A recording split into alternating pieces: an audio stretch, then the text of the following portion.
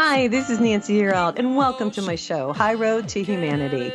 In every episode, I tell you powerful true stories filled with great wisdom that you can use in your own life as you strive for a higher road to travel. My featured guests will have their own unique stories to tell that enlighten your mind and your soul.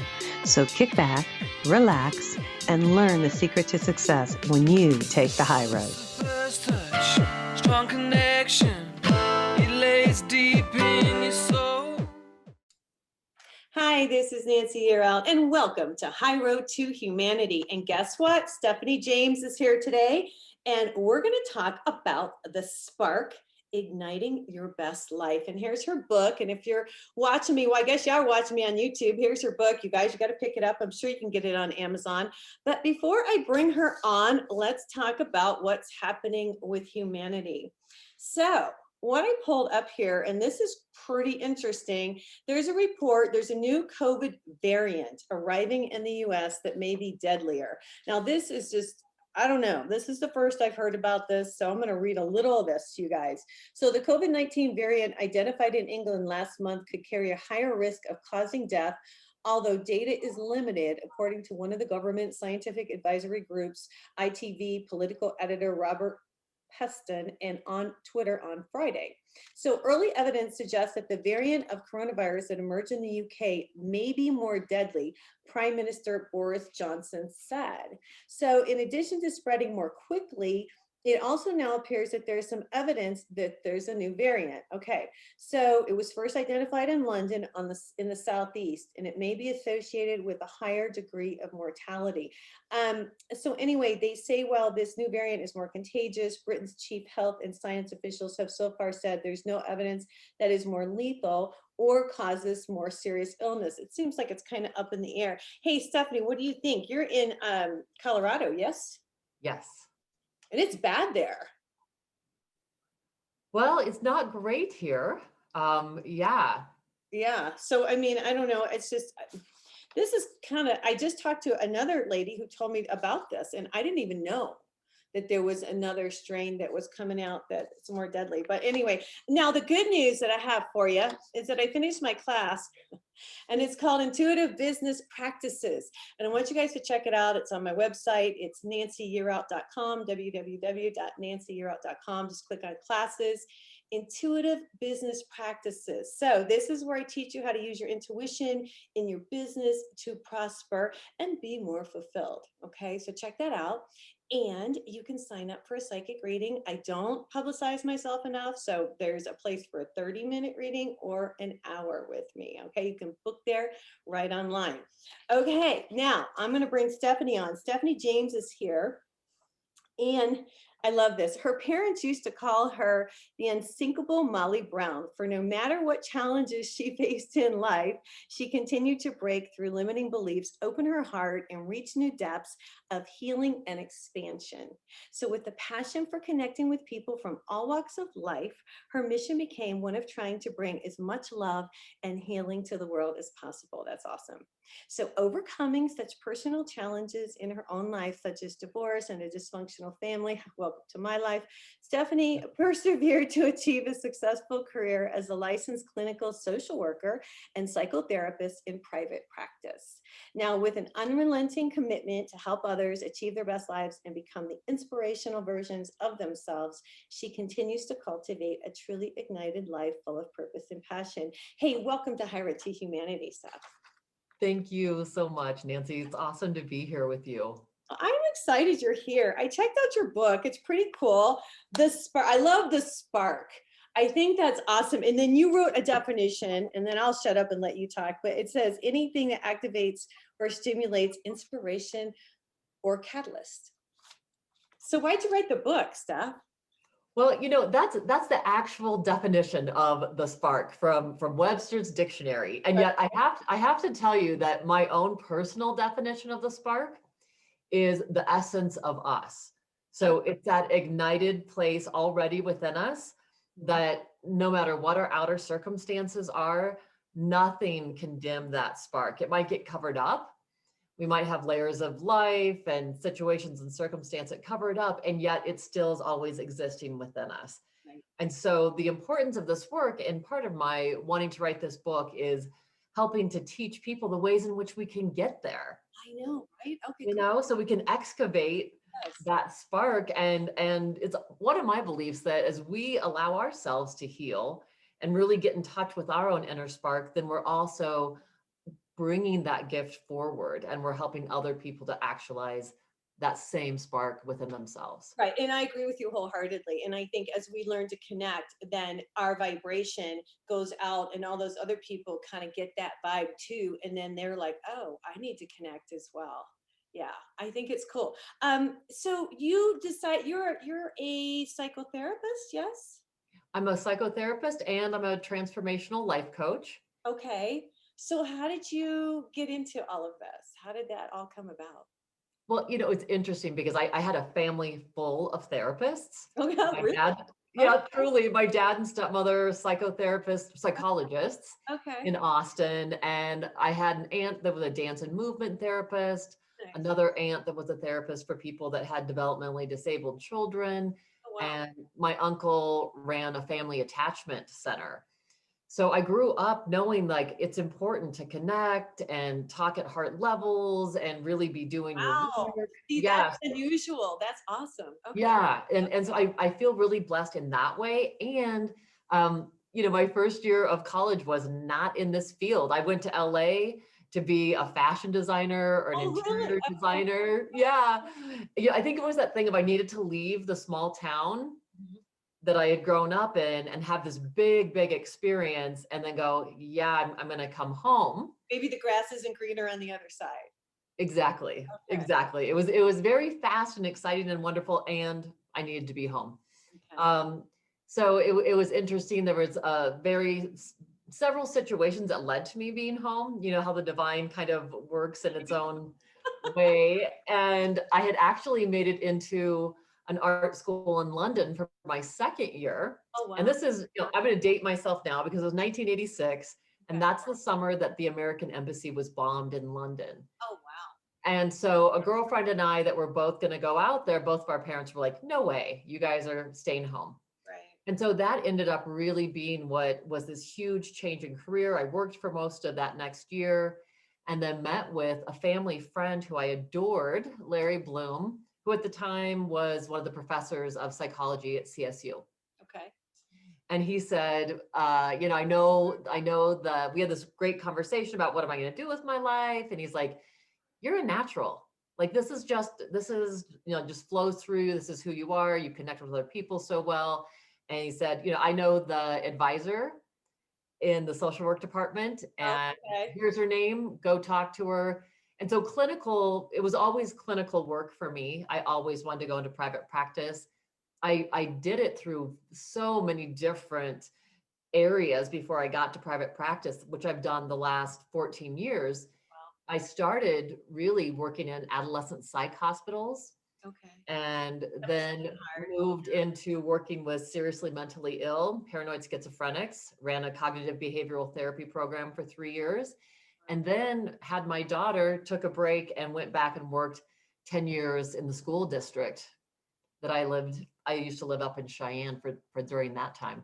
So back in Colorado, the last, you know, 14 years, I've had my private practice and have loved moving to that next level and now to transformational life coaching, where I'm just helping people not only help heal their lives, but then go to that next level from surviving things to like, how do I thrive in my life? Hmm. Yeah. Well, and I love a lot of things that you say in your book. And one is you talk about journaling. And I really tell a lot of I'm an intuitive, but I also am a life coach too. And I tell people about journaling. And you talk about this in your book. And I tell everyone this to sit down every day. I do it in the morning. I practice what I preach. You know what I Yeah, mean? yeah. And I do it in the morning and I get out all those aggressions. Like, if the delivery guy irritated me or do you know what I mean? I mean, it may sound silly, right? Or somebody, I felt they did me wrong. I write it all down and I get it out. And believe it or not, and I tell people this, and you write about it in the book, and I want you to talk about it. It really helps me because it's like you're releasing it, and then I release it and I say, okay, God, you take it because I don't want it no more. you know? So what do you Love talk that. about that a little bit? Talk about that a little bit. Yeah, I love that. I love journaling. I love one of my favorite little journal pieces is Yeah. the 5-minute journal. And Okay. people don't have to purchase it. You can purchase the actual 5-minute journal online, or you can just get a notebook. Right. And so what I love about one of my things, Nancy, is really having bookends to our day. Okay. I call Yeah. them bookends. So Yeah. right, so it's like when I wake up in the morning, the first thing that I think is awesome for people to do, and I encourage my clients to do, and I did forever. I've got an extended practice now that I do, but forever I did this 5-minute journal where you wake up, the first thing you write down is what are 3 things that would make today really great? Mhm. And then you write down 3 things that I'm really grateful for. Right. And you can do more, but it's, and really I encourage people to just marinate on that as well, not just think about it, feel it, bring it to a heart level. Right. And then 3 I ams. Yes, yes, because you talk about Joel Osteen's speech, his sermon. And I'm just going to mention, if you guys have not seen his sermon, Joel Osteen, not everybody loves Joel Osteen, but I do. And he has a sermon called I Am. And I actually have written down on a piece of paper, like, I am great and I am happy and I am whatever I am. And that's part of my affirmations, which we'll talk about in a minute. But talk about the I am thing. Well, yeah, and I had never listened to Joel Osteen, and then Oprah Winfrey was talking about him, and I Yeah. saw him on Oprah's Super Soul Sundays, and she was having this conversation with him. And so I watched that sermon and I was brought to tears Yes. because it was so powerful about the power of those words, I am, and how we connect with that. Well, because we And don't think about our words. Our words have vibrations and they go out into the universe and they have meaning. And we're so quick to speak without thinking that our words are creating our universe right now. And that's where I think people lose that, that's where the interpretation is lost, I think. absolutely, we're totally in alignment with that. Semantics has always mattered to me. The words that we use, it's something I really work with my clients, and it's something that in my own life I can rewind all the way back with my daughters. 32 years ago when I had my first daughter, I never let her be around TV as a baby. I never let her listen to the news because I knew words and the way that they were being Wow. said get into our subconscious mind. Yeah.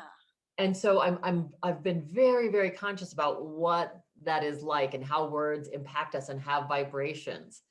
And do you remember the guy's name that did Messages in Water? No. It was on The Secret, and his book is just fabulous. And what he did is he's a scientist and did water droplets that were instantly put Yeah, like yeah. hyperbolic chamber. Yeah, emoji. Yes, yes. Yeah. I could run and go grab the book, but I won't. Yeah. I have it right on my bookshelf. But it was the importance of they would say words. Emoto. Emoto. Yes, I think that's right. yes. And they would say these words Mhm. literally to the water crystals and then instantly freeze them. And the ones that were love or beauty, Buddha, there were all these different ones, and they formed these gorgeous, beautiful crystals. And then like I hate you and you fool didn't even form crystals. They were like these brown, ugly blobs. Distorted. Yeah. Yeah. They were distorted. And so you think about that, Nancy, with ourselves, and when our bodies are over 80% water, Yes. they are responding and reacting to the vibration of the words that we use. So the words we use towards others and the words we use towards ourselves, essential.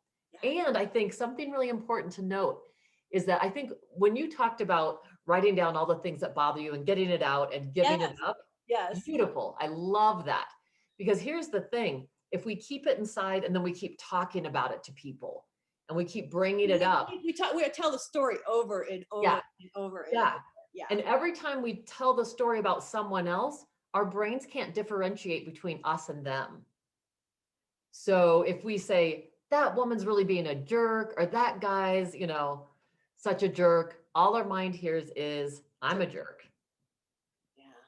So it's like we want to choose our words. We want to make sure that what we're putting out into the world isn't that negativity. And it's okay to have an opinion. It's not like you can never be like, when someone's a jerk, they're a jerk. It's not like it's rose-colored glasses. Yeah. It's how do I want to hold on to that energy that's connected to that word or connected to that human being? Well, yeah, because whatever energy you put out when you say that person's a jerk, that comes back to you. Yeah. Because whatever we say, the universe thinks that's what we want. So the more you say it, the more the universe is bouncing back and giving us exactly what we're asking for. And that, if I could just get people to get that part, they would watch what they say. Right? Seriously, seriously. Hey, you talk about affirmations. I am huge on affirmations. I started doing affirmations, God, in the real estate business years ago. I tell everybody to do affirmations. I believe in them. Um, I say them in the morning.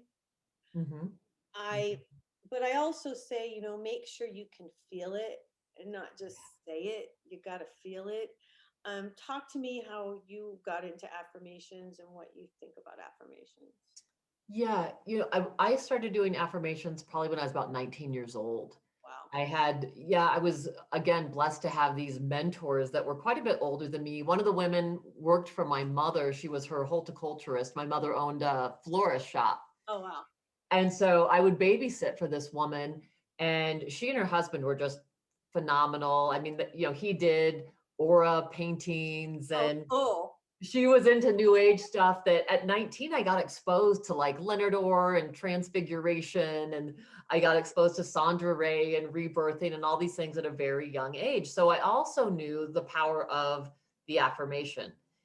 What I've done it though, what I've taken it and taken one more step with it, Nancy, is taking it into an action plan, so that I say the affirmation, and then I also, it's like you just said, I want to speak into existence Mm-hmm. the two things below it, which are the action plan. So an example would be, if my affirmation is I am healthy and fit, then my action plan that I am also stating out loud is I make healthy and nutritious food choices for every meal, and I work out half an hour, 5 days a week. Now, when I say that out loud every morning, here's what's cool is when people start doing these affirmations out loud and stating their action plan, within 21 to 30 days, things become habits. Right. And the same thing is true with our thoughts and repeating these affirmations. And I love what you said. I absolutely am with that, where you feel it. Yeah, you got I to. always have people feel Yeah, because that's part into of it. the secret they don't talk about when you're attracting something to yourself. And I always teach people that you can say it, you can think it, you can visualize it, but you got to feel it because it's the energy of the feeling that gives it power. I think. Yes. Yeah. Yeah. And so here's the beautiful thing too. After you've stated these things out loud and given it that power that you're speaking of, in 21 to 30 days, what you will start to notice is something shows up called cognitive dissonance. And that is when we start doing a behavior that doesn't fit with our idea of ourself. So if what we're doing is holding this intention and this thought of, wow, I am healthy and fit and I'm following through with these things, and then we reach for a Twinkie, And we're like, oh our no. inner self goes, wait, what? Wait a minute. And we have a pause. And just that pause is enough for us to curb our behavior. It's no longer this automatic unconscious behavior that we're operating out of. Right. So there is so much power to our affirmations. I really like that. Now I want to move on because you talk about there's something that you did. It's called, let's say, the eye movement. Oh yeah. Yes, yeah, you talk about EMDR. Yeah. Talk to me about this. What is this? What is this? Yeah. So in my private practice, I use it for my psychotherapy clients. And I use it with some of my transformational life coaching clients as well, because there's some tapping that you can do Okay. that's very EMDR. EMDR, it stands for eye movement and desensitization reprocessing, which is a formal, an interesting term because it doesn't just have to do with eye movement anymore. It really has to do with what we call bilateral stimulation, Okay. which means it's stimulating both sides of the brain. Right. And We don't usually use both sides. And so this is making us use both sides, correct? yeah, so this is creating what's called hemispheric coherence, Okay. so that it's like both sides of the brain are having a conversation. Okay. And there's 35 plus years of empirical research behind this particular protocol working for people that have experienced trauma. And the reality is we've all experienced trauma, even if it's little t trauma. It doesn't have to be what we call big T trauma, which is a natural disaster or something horrible, a car wreck or something happening. It can be the little traumas in our life that set up negative belief systems within us that then we notice that's our trigger. Right. It's like, wait a minute, this situation didn't warrant that really strong reaction I just had. But it's somewhere in there. It's somewhere in there. And so that's what is the blessing and the most amazing thing about EMDR is that we can intellectualize and analyze. We can absolutely process a memory or a trauma. And we're like, why does it still bug me? I get it. I know what it's connected to. Right. And so I always tell people it's because trauma isn't held in this part of your brain. It's not in the analytical center. It's not in your executive decision maker. It's back here in your fight or flight response. Right.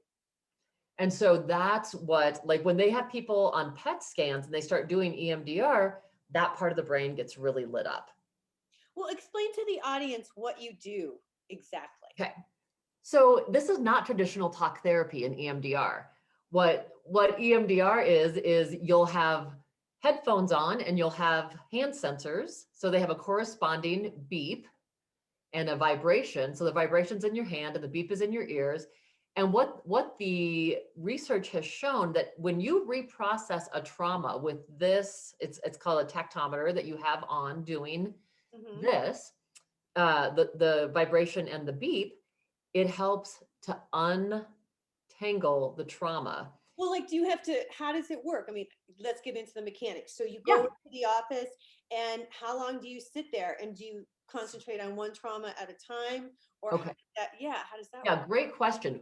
What's really cool is this is a 10 to 12 week protocol. The very first time you'd come into the office, we'd have a regular session. You'd tell me all about what was going on and we just get to know each other. Okay. When you go into the actual sessions of EMDR, you would do 2 sessions of what we call resourcing. And that's where you get an inner hardwired resource, which would be like a calm, safe place, and then identified people, like someone that you feel is your protection person, someone you feel like is your unconditional love person, someone who's your wisdom keeper, and someone who's like your nurturer.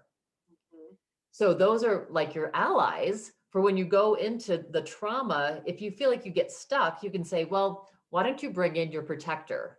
Okay. And the moment that people bring in that person, it's so cool. You can watch it. We call it a cognitive interweave. It just weaves in with where the person's stuck and they're able to process right through it. Basically taking the energy, you're taking energy and you're changing the vibration in the back part of the brain to release the trauma. And how long, you say 10, it takes about 10 weeks to do it. Yeah, 10 to 12 weeks from start to finish, if it's like single incident trauma. And, or even if it was a specific trauma that was played out over and over again, let's say in childhood. Right.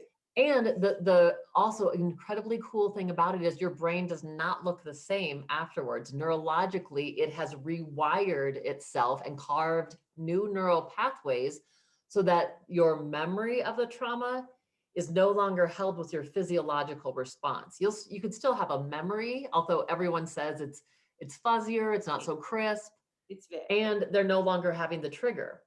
How crazy. So that's the beauty of EMDR. And I've of course done it myself. I'd had a horrible car wreck when I was 19 and then couldn't fly afterwards because Yeah, you told about that in the book. okay, yeah, because I wasn't driving the car, so it felt very out of control. Yeah, but what happened? Tell us the story. Okay. Yeah, well, so I felt out of control. And so then I had to get on a plane 3 days later and I just freaked out. After the car accident, there's 3 of us, myself included, that had to be taken to the hospital. And when I got out of the hospital, I was in bed for 3 days and then got up and was flying back to LA to visit my friends and just cried and had an anxiety attack the entire flight.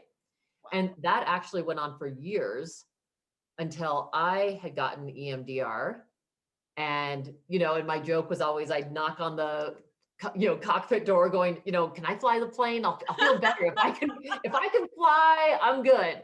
But they never let me. So I had to get over it another way. And what's beautiful is I fly all the time. Yeah. Now, and I love it. It's back to the way it was before the car wreck where I'm like, I get excited. I love being above the clouds. To me, Okay. it's like the most beautiful metaphor. Well, tell the audience how, if they want to have this done, how do they find out? Is there an organization? How does that? Yep. Yeah. So it's done internationally. Oh, And wow. all they have to do is go online to EMDRIA, the International Association.org, Okay. All right. and they can find an EMDR therapist near them. All right. Perfect. That is awesome. Yeah. I thought that was really interesting, and I wanted to talk about that. You also talk about your inner child a lot, and a lot of people don't talk about that. Um, we all have this inner child, and I don't know. I think a lot of people think it's weird or ooey gooey. Can you address it a little bit, please, just to make it seem Sure. normal? Well, first of all, it's absolutely normal. We can all think about it's different elements of who we are, Hmm. and I think that we all have inside of us the critical parent, our adult self, which is us at our best. And then we have the child, and the child doesn't have to be wounded. When we're talking about get in touch with your inner child, it's not about, oh, it's this wounded, poor little soul rumbling That's around in also there. it's portrayed. Okay. Yes. And I that's why I think it's, people, oh, inner child work. I know when you say that, I've heard that before. And I think, I can talk about my own journey is that even though I went through a horrific period in my life over a decade where I was very hurt and very wounded from, age probably 13, worse at 16 till about 26. And when I started doing my healing work and really getting into my healing work more deeply, I returned to that little girl. And I feel like she is more alive within me right now than ever in my life. I'm more playful, I'm more joyous, I'm more spontaneous. Right. Now, how did all that come about? Well, it definitely it came about through, and I've always had that part in me that like loves life and loves people. And I talk with people about one of my first memories is being about 4 years old and showing up at preschool academy, my mom dropping me off.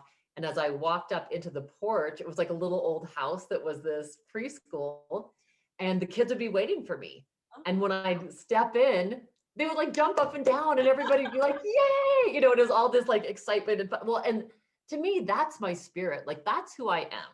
right. So as I talked about, like in the beginning of our conversation, that is the essence of me. The essence of me is pure joy. Right. And so in my life, as I've healed, and it's taken many different avenues of healing.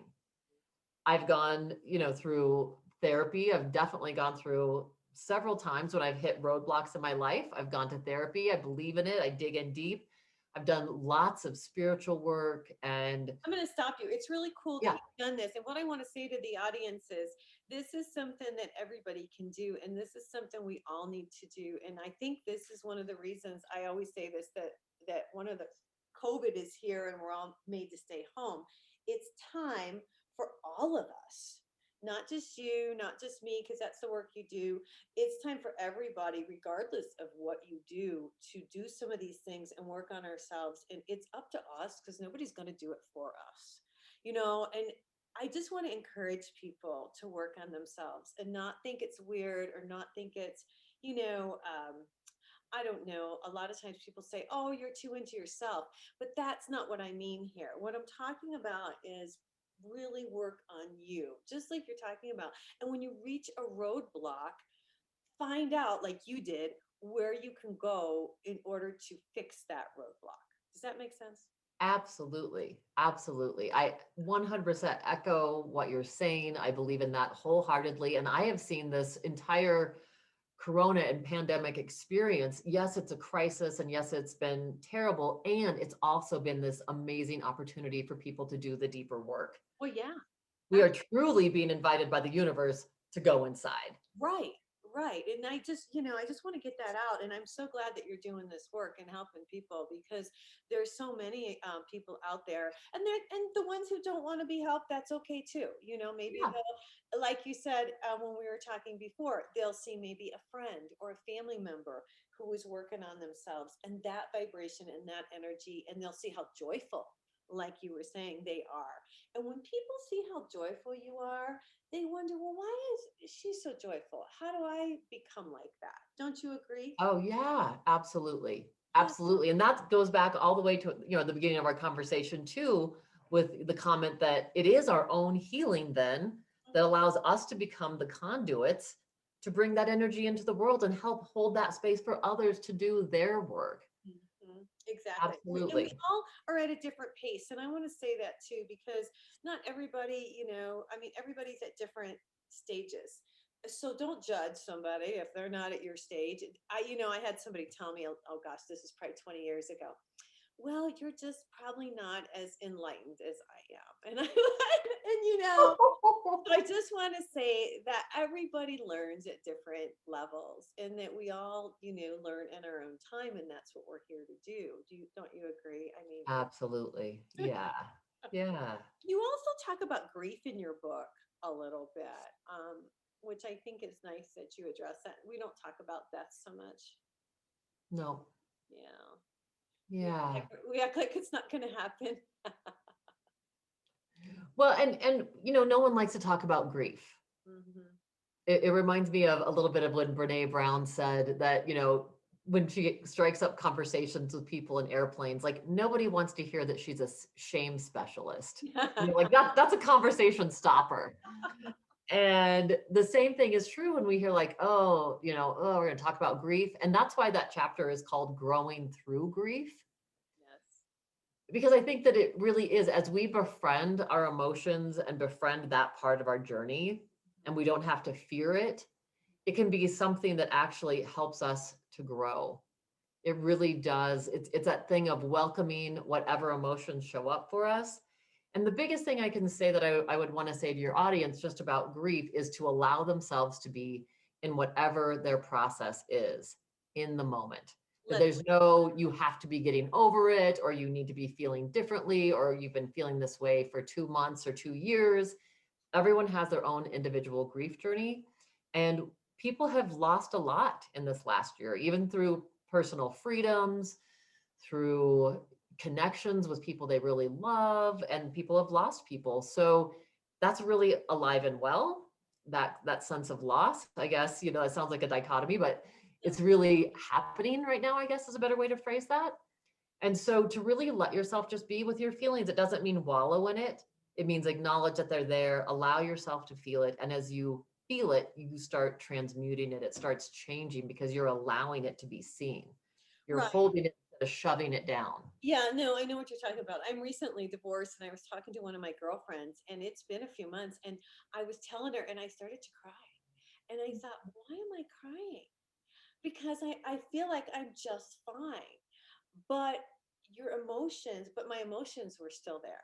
The hurt was still there, even though I'm like, I'm okay. I guess that's the parent, right? That's the parent. I'm good. I'm fine. But the emotions are still there. And of course, I'm an empath too. So then I'm worse. I'm like, oh God. But I'm just saying, what you're saying is so true. A lot of times we don't want to let our emotions out. We think, oh, well, we can't do that Yeah. you know Yeah. and and you have to um you know there's a couple other things you talk about joy. Make joy a focus. I love that. I think that's so great. And there's two quotes. Well, one is from Eleanor Roosevelt that you put in your book. The future belongs to those who believe in the beauty of their dreams. Because we have to dream, even though all this stuff is going on, we still have to dream and we still have to be joyful. Talk about that a little bit, Steph. Yeah. I think that one of the ways that we cultivate joy truly is by the practices you and I were just talking about. If Mhm. you wake up in the morning and you are journaling about what you're grateful for, and I tell people it doesn't have to be this big boom boom that you're grateful for. It can be, I am grateful that I woke up in a warm bed today. Mhm. And literally this was my gratitude first thing in the morning this morning. And I have the most gorgeous dog who I adore, who is my spirit guide. And she just is so loving. I mean, I have the most amazing relationship with the man that's my partner, and it's just getting ready to move in. And it was sunny this morning when I woke up, and there were birds in the sky, and I can just start being in that. And really what it is, part of it truly, and I know you know this, Nancy, it's when we bring ourselves to the present moment, we can make room for joy. Right. If we're worrying about, oh my God, what's going to happen tomorrow? And we're playing the what if game, which is like, what if this horrible thing happens? Or what if this? Or we're having regrets about the past. None of that is happening, but our mind experiences it as happening now. That's why we have an emotional response. Right. Our mind thinks in pictures. What's beautiful is we can also hold up a picture of what do we want to create in our life? What are we grateful for in our life? And just holding that up, we start to create room. Well, and I always tell people do a vision board and redo it every once in a while because vision boards work because Yeah. something you see every day. And a vision board, you guys, and I think everyone knows, but if you don't, it's just things that you want to have in your life. You know, you put it up on a bulletin board and things you're looking to do, like a vacation or a car or a house. And I've heard wonderful stories from people, and myself included, when you put even pictures, and I just want to say this is so crazy because I've bought pictures just because I liked them, you know, and then ended up going to that place, you know, like a map of Costa Rica or a map of Jamaica. And then I ended up going, and it's really funny. I don't know, you know, the universe, I guess, thinks, and you look at it every day.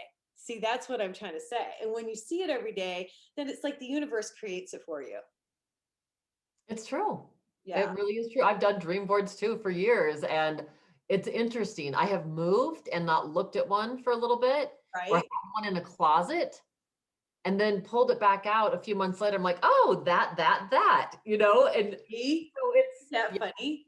Yeah. it's really, I love that. So it's the representation, Yeah. yeah, the visual representation of what we're bringing into our life. Yes, I like that.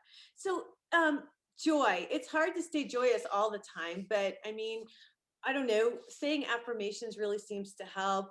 Journaling seems to help. I bet you meditate. Mhm. Yes, and I think meditation helps. What else can you tell the audience that they can do in this time to kind of bring joy back into their lives? Yeah, well, I definitely invite people to do that, to do meditation is one of, to me, is one of my biggest life transforming modalities, and one of the most healing modalities in my life. So whether you do it 10 minutes or 20 minutes or 2 hours a day, you definitely give yourself that space. It's Right. where you stop talking and you're just inviting in the divine in whatever way you experience it. And talk about bringing a sense of joy or peace. That's where it's at, right? When we hook up to that. And I would say, again, we get to choose what we focus our attention on. I think about Viktor Frankl, who wrote the book Man's Search for Meaning, and he was a prisoner in Auschwitz, also a psychiatrist and brilliant man. And he said, you know, they can take everything away from us, and they can take everything, but the one thing they can't take is our ability to choose one's own attitude, to choose our own way. And I think that's really important during these times. It's like we face all these hardships and all these difficult things, and yet we can choose to focus on what we want to focus on. I Right. don't watch the news. Right. I don't fill my mind, body, and soul with fear. And it's not about living, you know, I mean, I will hear things from my clients and I know enough about what's going on in the outer world. And I'm choosing to focus on those things that bring joy and levity, peace, and beauty into my life. And when you do, that vibration goes out and it actually helps the collective. Absolutely. Mhm, Absolutely. mhm. And we know from, you know, physics that what we focus on gets bigger. Right. It expands. Right. So it's like, what do you want to have expand in your life? That's what I want you to think of focusing on. And one of the activities that I write about and I talk about for people to do is write down a list of things that bring you pleasure. Okay. And as you write down this list of things that bring you pleasure, and I ask people, you know, I invite them to bring all of their senses in. What do you love to touch? What is it that you love to smell, whether it's pine or a certain, you know, fragrance? What is it that when you see it, it just brings you pleasure, like the blue sky or flowers or whatever that is? Okay. What music do you love to hear? Or this morning for me, when I heard the birds singing, I just close my eyes and let it come in because it brings me so much pleasure. What are my favorite tastes? So you can go through all those pleasures, and then you can even get into what's the greatest pleasure of something you do. I'm a scuba diver. To me, that's heaven on earth is in the ocean. Okay. And so those are the things you want to focus on. And so you can start calendarizing those. You can start saying, okay, I want to make sure today I'm having sky time. I am outside and I'm soaking it up. And those other little things, if what brings you pleasure is, like for me, petting my dog, that's a tactile thing that's just awesome. Mhm. I'm going to make sure that I'm paying attention. I'm focused in on that. And as we focus in on that, not only will we start noticing more joy show up in our life, it feels enhanced and we are more present to it as it is happening. Okay. Just because the more joy you put out, the more joy you receive. So whatever you think about all day long is what creates your universe. Absolutely. I know. And I would add on to that, Nancy, the last bookend to my day is that piece of literally I have a rock, this orange rock that you can hold something in your hand. It could be, a medallion, it could be a special crystal or rock, whatever that would be. Right. And at night say, what was the best part of today? Mm-hmm. And you bring back up again something that really felt good, and you can visualize that. And it's great for two reasons. For one reason, whatever we hold up in our mind experiences, like we said, as happening now. So you get the good So you hit. feel it all over again. You feel it all over again. Plus, And it helps you health-wise. I want to say that it helps you health-wise too, doesn't it? well, absolutely. I mean, it's like you're like giving yourself a vitamin, like a mega vitamin at that moment. Yeah. Plus, you're telling your mind, which has a natural negativity bias and is always scanning the environment for threats, you're telling that mind, hey, pay attention. Our mind usually treats positive things like fried eggs on a Teflon pan. They just slide off because it doesn't need it to be safe. Mm-hmm. And our mind's really naturally focused on how to perpetuate the species. We're hardwired for safety, try to keep ourselves safe. And so when we bring this thing that was the best thing about today up again, we're telling our brain, hey, listen, pay attention. So it can be filed. And as we do that, then our mind naturally just starts to notice more and more of these best day things. Wow, I love that. I Thank really like that. I think that's good. Yeah, because I don't do that. And I think that's a really cool thing to tell the audience. You guys, we have to try this. Hey, we got to get out of here for today. It is so nice to have you here. You guys, her book is The Spark, Igniting Your Best Life. It's by Stephanie James. I'm holding it up. Check it out. Stephanie, how do people get in touch with you? Give us your information, your website, all that good stuff. Yeah. So my personal website is stephaniejames.world. Okay. And right now I just started a meditation group and a Igniting Your Best Life Spark group that people can enter in at any time. Okay, cool. And that is, you can get that on my website, but can also go directly to stephaniethespark.as.me. Okay. And that group is one that meets the second and fourth Wednesdays. And the meditation group is every Thursday morning. Okay. At 8:00 Mountain Standard Time. Okay. And I would love to have your listeners join me. We've just already had a beautiful start to the year. And yeah, so excited. And yes, my book is on Amazon. I do my own radio show and podcast. People can check out that on thesparkpod.com. I love it. That's And awesome. I'm just thrilled to have had this time with you, Nancy. Thank you so much. Thanks for coming on. You guys, and it's Stephanie, Stephanie, James, James, if you want to find her, okay? And the book is called The Spark. Thank you. It's been a pleasure. I hope you come back and see me again.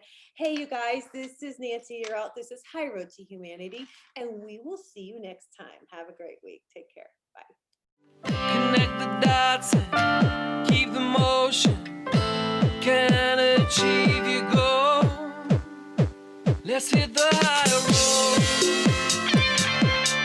Hey, you guys, join me next week on The High Road for more stories filled with wisdom, love, and hope for our future. Have a fabulous week, and know that by staying on the high road, you will make it to your destination. Visit my website, nancyyearout.com, where you can book a private session to learn how to tap into your own abilities. And check out my YouTube channel. It's Nancy Yearout's High Road to Humanity. You can achieve your goal.